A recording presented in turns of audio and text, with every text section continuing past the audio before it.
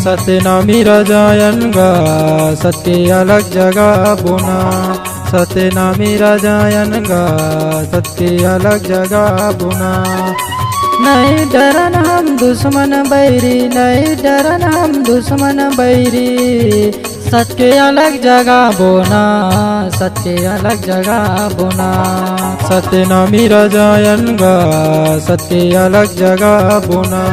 सत्यनामी राजायन गा सत्य अलग जगह बुना।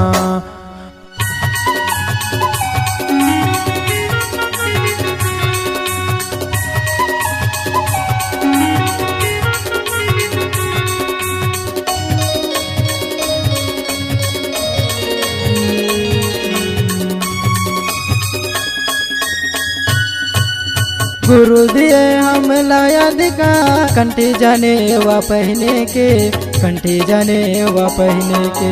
सत्य धर्म के खातिर गा सत्य बानी बोले के, सत्य बानी बोले के।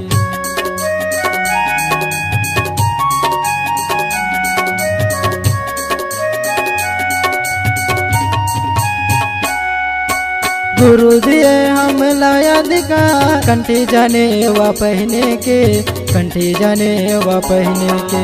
सत्य धर्म के खातिर गा सत्य बानी बोले के, सत्य बानी बोले के। नहीं डरन हम दुश्मन बैरी, नहीं डरन हम दुश्मन बैरी। सत्य नाम लगा बोगा, सत्य नाम लगा बुना। सत्यनामी राजायन गा सत्य अलग जगह बुना।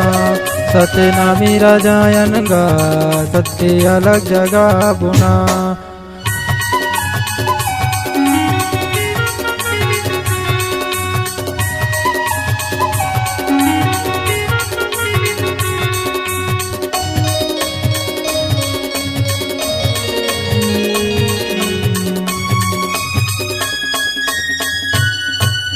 सतनामी सदखाम गड़ाए गुरु दिए है निशानी, बाबा दिए है निशानी।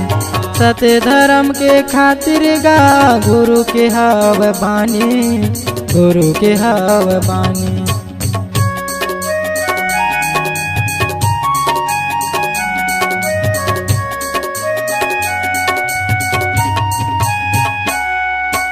सतनामी सदखाम गड़ाए गुरु दिए है निशानी, बाबा दिए है निशानी। सत्य धर्म के खातिर गा गुरु के हाव बानी, गुरु के हाव बानी। नहीं डरन हम दुश्मन बैरी, नहीं डरन हम दुश्मन बैरी। सत्य नाम लगा बोगा, सत्य नाम लगा बुना।